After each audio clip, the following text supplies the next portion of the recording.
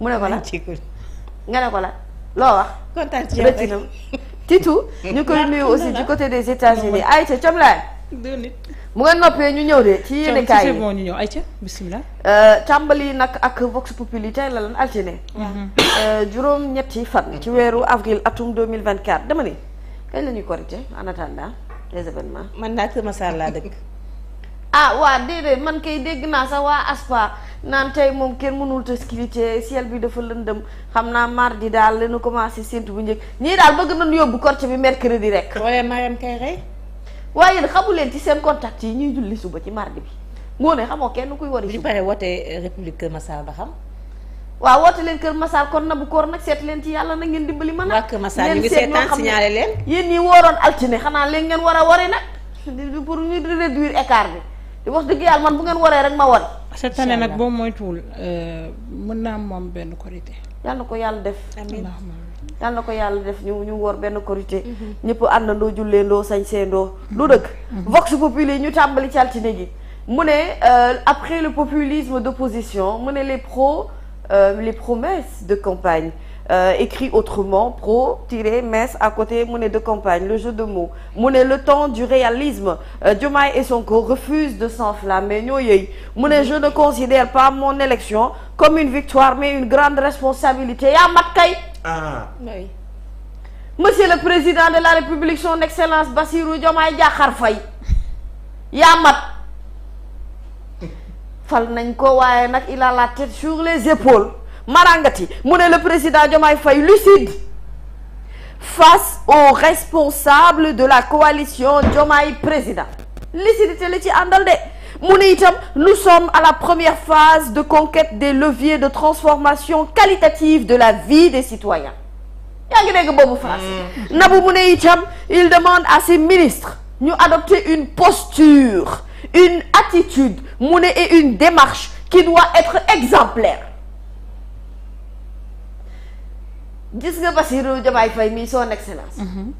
dafa bëgg nit ñi taxaw jub xoj loxoy set ngeen liggéey te bàyyi caaxaan mu ne nag boo bëggee population bi topp la ñoom état ñoo ko war a njëkkee ci seen comportement la lucidité de notre chef de l'État mu ne il ne faut pas oublier qu'il n'y a pas encore en réalité victoire wax na dëgg balaa ñoo mën a créer victoire day fekk ñu réformer yu bëri ci réew mi mu ne Sonko mooy tempérer l'enthousiasme débordant des Sénégalais naan leen calmez-vous ni suñu papa ji yore woon bateau ba ca assemblée nationale naan teegeewu calmez-vous yaa ngi dégg mu ne je ne dis même pas au bout du premier mandat parce que ce qui se transforme durablement un pays ça ne se fait pas en un jour dara kenn xëyuta xëy rek mu sotti ndànk rek pas à pas tubaab bi ne ko petit à petit l'oiseau fait son nid très bien mu ne mais au fur et à mesure on saura si on est sur la voie du succès lu ñuy gën di avancer di gën di xuus ñuy xool ba xam ndax ñu ngi ci yoon wu baax bi démissionnaire de son poste du secrétaire général du PASTEF kii kan la mu ne le président Bassirou Diomaye Diakhar Faye sous le feu des projecteurs ci participation à une activité d'une coalition politique passée à la loupe le journal nous en parle le matin kii kan la du ex-président des décrets pris par Macky Sall en CSM abrogé l'APR prévient le président ñoom commencé nañu seen opposition ñoom waa APR ñu ne il ne peut pas inaugurer son magistère mënta tàmbali nguuram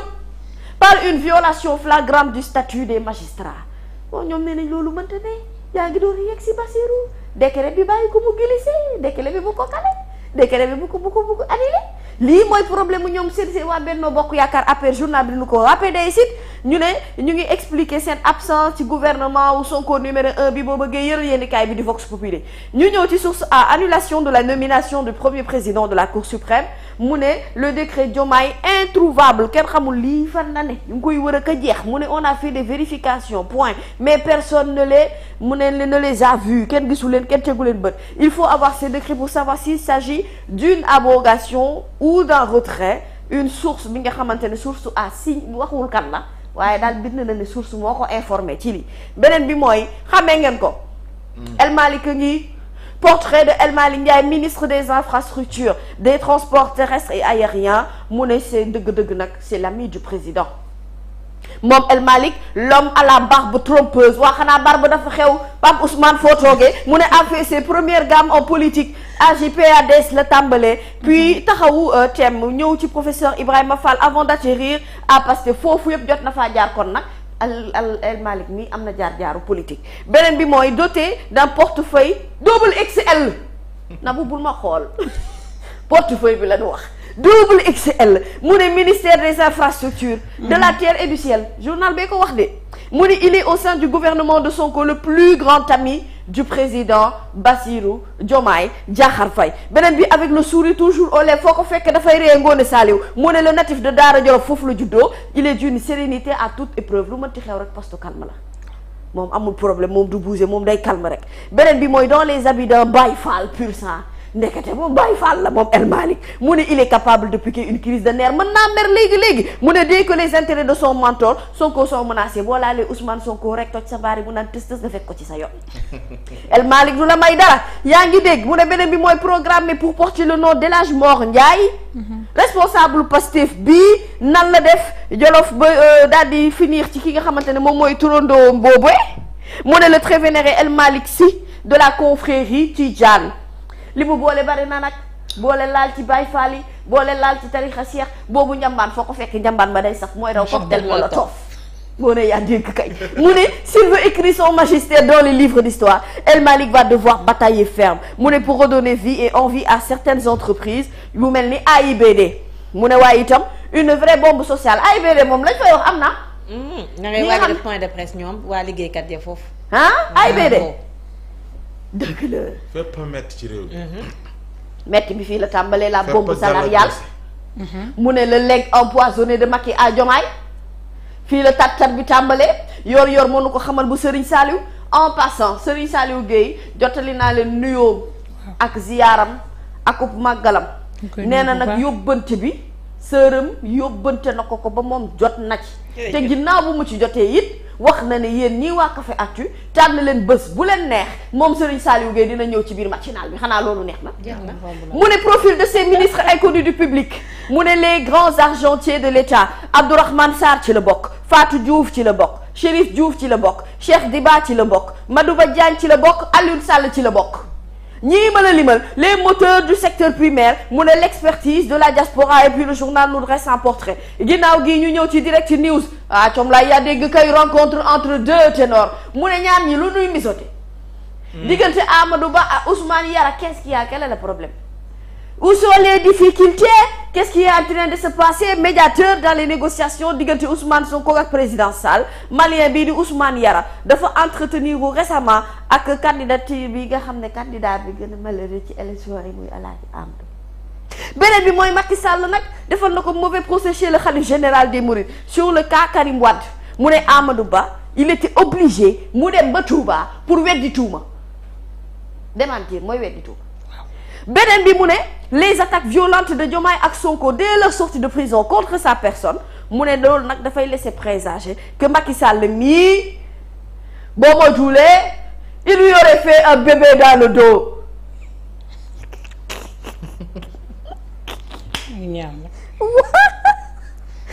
mu ne bu muy rencontré Ousmane Yara mii certainement dafa bëggoon mettre daal les points sur les i yaa ngi dégg nabu mu ne et peut-être jouer au rapprochement avec le nouveau régime mu ne mais question baa ngi est-ce que Amadou Ba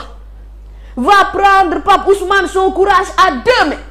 mu ne et assumer son statut de chef de l'opposition Ngoné Saliou c'est la grande équation. c'est la grande question bàyyil ma yem fii bu ci kanamee nga laaj ko Ngoné mu tontu la ci problème bi sax moom chef de l'opposition moom la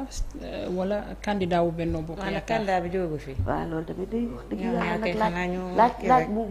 am solo Benno lañ ko attribué wala Amadou Ba lui-même. Amadou Ba moom est-ce que mujjul génn Benno Bokk Yaakaar génnagul de. génnagul moom gaa waaye nag ni muy comporté woon nii moom. génn ko gën nag waaye ci communiqué bi mu def. communiqué ñàkkul ne comme Yara jubóolekat la. ma ne dañuy day jéem a rattaxal digganteem ak opposition fu mu am Sénégal. Macky te comme moom moo jël ñaareel wala ñetteel. deuxième. moo jël deuxième. mooy chef de l'opposition. mooy deuxième waaw. nu opposé rek. moo nekk deuxième moo jël médaille d'argent bi. waaw. Libération mu ne ci mbiri Seydina Mohamed Diop mii juróom-benni policier yi leen Ngoné Saliou doon waxal keroog. juróom-benni policier yii. mu ne écroué nañu leen. déféré de par la DIC devant le parquet de Pikine Guédiawaye placé nañu leen sous mandat de dépôt. liñ leen placé sous mandat de dépôt nag mooy li fi Ngoné waxoon meurtre mu ne ginnaaw ouverture d'une information judiciaire moytu leen ma Ngoné Saliou dama leen di wax lu bari ci réew mi yëg na ko. mu ne le PM Ousmane Sonko mu ne au leader de la coalition mu ne leen chacun d'entre nous doit mettre en avant l'intérêt du pays et du peuple nanu fàtte suñu bopp tuuti nanu diital askan wi nanu xool réew mi ak askan wi fan la ñu bëgg ak naka la ñu bëgg ñu koy doxalee ñu demee noonu te nu fàtte suñu bopp tuuti du dëgg ginnaaw libération ñu ñëw ci enquête mu ne décès du professeur Maguette Thiam on aurait dû démarrer par lui de 1938 jusqu'à 2024 mu ne c'est un baobab qui tombe comme on dit en Afrique chez nous, un vieillard qui meurt, c'est une bibliothèque qui brûle. Voilà. Conférence des leaders de la coalition Diomaye Président, l'appel à l'unité du chef de l'État. Amadou Ba également, l'heure de l'envol concernant son avenir politique. Tribune ñëw ci chef de l'État bi zappé mu ne les politiciens de métier. Diomaye daal dafa jàpp prairie yi yëpp daal di koy tëj transhumants yi mu sànq leen ñu réer ñu jaxasoo xamatuñu fan la ñuy def. transhumants yi Ngoné fu mu ne nii jaaxle jaaxle nanu dañ leen a laisser en rade mu ne les politiciens de métier fu mu nekk ni kenn ku ci nekk tu te terre mu ne pour le moment ngay ut benn ruq boo laqatu yaaraw nag lapin mu ne le président Bassirou dafay tempérer l'appétit des brouteurs voraces ay Diomaye mii di Diomaye de barki sëñ Bamba ku yaakaar ne la woon may continuer di am ba tey Diomaye nee na rupture totale mooy am les transhumants plus de transhumance ou en tout cas plus d'opportunité de transhumance voilà beneen bi mooy analyse de Mbaye Diouf sur l'élection président de Bassirou Diomaye Faye BDF mu ne cette génération qui a envoyé à la retraite les papis émergents léegi nag Pape Ousmane benn yoon laa koy wax duma ko répéter bindal sa tablette boobu sa ordinateur boobu relève-moi les papis et tout à l'heure dis-moi qui sont les papis émergents. D'accord? Les papis là. Ah les papis, tu connais pas papi? En classe. Tu vois quand tu vas dans les pays tout bas là, les enfants,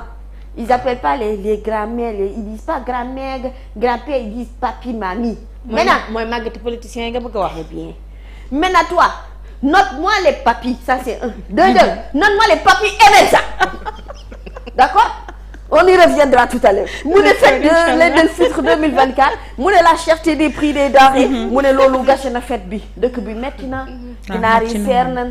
soble seer na pomme de terre seer na bu koor loolu dina ma xaw a tuse tuuti xale yi xottee gunu leen yëre ba moytuwulee prêt-à-porter la nuy mujjee te même prêt-à-porter bi dafa tar moo tax jóobeen yaa ngi jooy rek ñan ñaa ngi jooy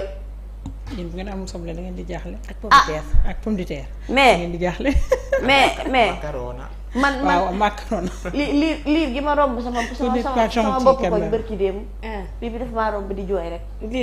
liir bébé daal am naa ay 6 mois yooyu lay war a am muy jooy ma ne ko bébé looy jooy mu ne ma sama yaay ren xartum la ma ñawal wala gis ne moo nga xam ne dëkk bi neexul moom na am chance nee na moom dafa bañoon ba dafa commandé woon ay couche France waaw kay moom couche ak sous-vêtement la naroon am ma sant yàlla yaayam nee na yaayam xartum la ko ñawal romb de ñawalu ko gis leen ak sous-vêtement bu ndaw sant dëkk bi metti tay ma wax la nag léeg-léeg xale yi dama leen di yee ci yenn situation yi maa ngi dem dëgg surtout bu tàngee ba tàng nii lii romb la rek sa sous-vêtement ak couche dem ci saa si sa xel bi day daw naan oh si je pouvais bés bi le jour mu ne rencontre avec la coalition Diomaye Président mu ne Sonko calme les recalés gouvernement bi mu ne il peut y avoir des erreurs mais pas de faute intentionnelle wax dëgg yàlla mu ne Sonko appelle aussi à une union sacrée autour du président Diomaye nanu àndandoo wër sunu président bi Ngoné Saliou jàppale ko ci liggéey bi mu ne ce n'est pas dans un souci de le contrôler mais 3 points de suspension à lire dans le journal donc bés bi le jour l'observateur est le suivant gouvernement de rupture mu ne les premières fausses notes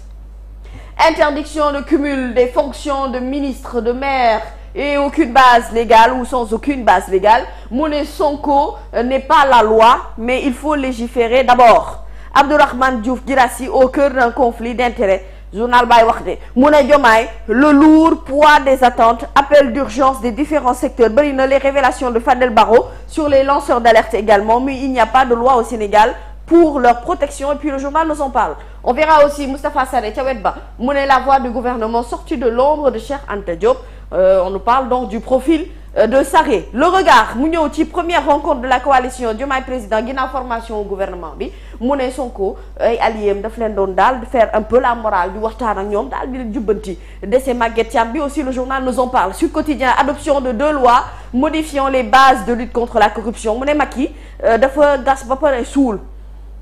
rapport u OFNAC yaa ngi dégg. enterre les rapports de l'OFNAC. man nag moo bii mun ko mënoon génnee tuuti ci dictionnaire bi ba sama noppi xaw a dal tuuti rapport li ma ko dégg bari sama noppi day dem ba finalement day changer sens. rapport matin rapport midi rapport journal rapport édition rapport rek ngay wax rapport ISE rapport sur rapport kenn mës ta gis ni ça coûte